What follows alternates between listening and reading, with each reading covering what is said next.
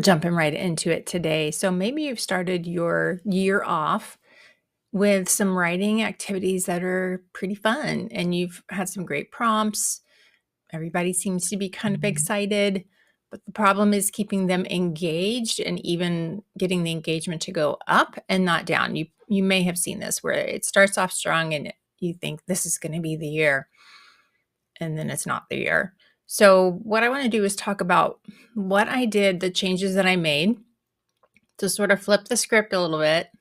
And I kind of literally did, meaning that some writing programs have a script for the teacher, but I actually have a script for my students. And I'm going to show that to you on my screen. I have some cool things to show you today. How we're going to keep it going up. And in the last video, you'll want to go back to that one. I talked about being a cat, not being a puppy in your writing program. So you kind of got to calmly and coolly get into the program and not throw everything at them at once, but just a little bit at a time. So the next slide here that I want to show is a little bit of a bummer. Sorry, but we got to talk about it. But part of the problem that I've seen is why engagement drops off is that we do these fun things and we're doing some creative stuff. And then we're like, well, we got to get to the nitty gritty now. We got to get the work done. And then we jump right into, let's do a whole group lecture. Here's your graphic organizer. Here's the essay that I want you to model it after. Now I want you to watch. Now I want you to do it. And then I'm going to give you feedback. And you've lost them at that point. There's really nothing in that list that will make anyone be like, writing is amazing. And as we talked about earlier, it's really that engagement, meaning that they have ownership and part of the program. So I set it up so that it's almost like this writing program is like their own personal club. It's kind of cool. So instead of focusing on the product, you focus on the writer. And I realized this after I left the classroom. I published 10 books and had editors from 3 different publishing companies. And I discovered that there are habits and routines that authors do on a daily basis that I had never done. And the way that they get stories written and the way they revise them were totally different than what I was doing in my own classroom.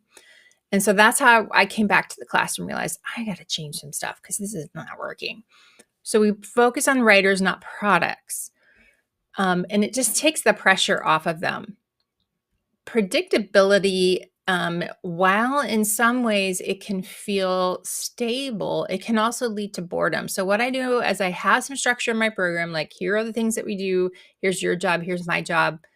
But every once in a while, as we go through all these videos here, you'll see how I just throw in some like, okay, we're doing something different this time. So just stick with me here and you'll see all the different stuff that we do. If you start off the school year with like, okay, you all can't write. We got to do grammar. We got to do mechanics. There's so many rules. If you have too many rules too soon, they just, oh my gosh, it's overload. Not going to work. Okay. So then, don't need that. Let's go to this one. What you do is you structure a workshop, but you make it student-led. That doesn't mean that the students are teaching the lessons. They're not. You're coming in and you're doing a very succinct, short, powerful, dynamic lesson right before they write in their workshop. But the students are the ones who lead the class to that moment. And in this, they have some leadership roles.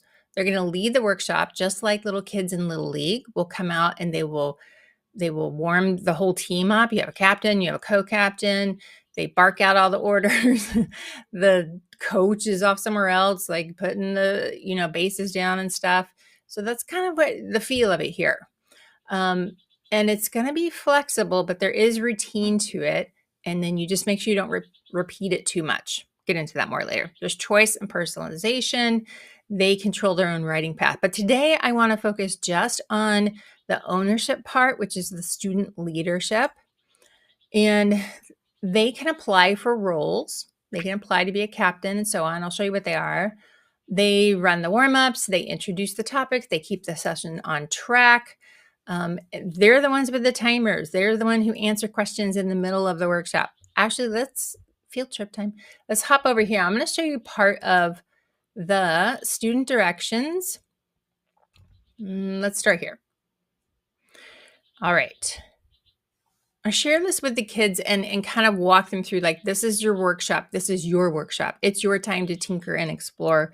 These are sessions in which they will not be graded, but they will receive participation points. It's required. They need to do it because if they don't, they're not going to learn the skills. They've got to have that habit of writing regularly and a lot.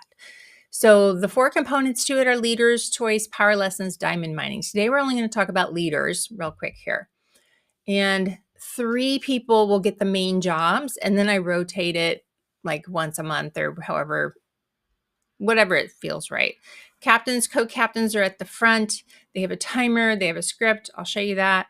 There are dare cards, they have digital spinners. It's a blast. Captain on here, they lead the workshop, they will choose the warm-up. They challenge everyone to set their line length goal. And they show the skill for the day, and then they introduce you to the teacher when you're ready to start your lesson. Timekeeper will time the class 3 times. They have a 60-second warm-up. They time the teacher while the teacher does the lesson, and then they also set the timer during the writing block. Tech manager, very important. They need to handle the lights, the music, the digital spinners, pulling of the dare card. You could probably even have a couple of tech managers. That would be helpful as well. So, like I said, this flips the script, and so I literally would have like a notebook up there for the captain and co-captain to have, and they just read through this. This is editable, so if you end up getting my program, links are below. Then don't put my name in there because that's strange. So then they can just read this. They walk it through. They say, "Go, Mrs. Mellum, it's time for you to teach." Woohoo! And then they time me for 7 minutes, and then we go back to slide 2. They set their goals, how many lines do they want to write that day. Co-captain goes in there, and we go back when we're done. We share out the diamonds. I'll get to that later too. There's so much to go over. If you want to hop ahead and just take the whole training, look down below. It's not expensive. There's so much to go over. This is so much fun, you all. And then they also, the kids set their PRs or their personal records. So let me go back to here, and essentially, like when you have a workshop like this once a week, the kids start to get into this groove. And even though you maybe have 3 or 4 leaders or something in the room, when they share out, they are in trios. And in that trio, they have jobs in that too. They have to find diamonds in each other's writing. They have to find this and that. So everybody has something to do. Everybody needs to stay involved, or else you don't have a team, right? A baseball team can't do anything if there's one kid sitting there waiting and not doing anything all the time. The engagement stays higher this way. There's something about when a kid tells them what to do versus a teacher, it does some kind of magical thing. I don't know what that is. I'm going to go back to this slide here real quick. So we started out on this little series of confidence building, which is my voice lesson. So go back a couple of videos, and that will walk you through how to start with the voice lesson.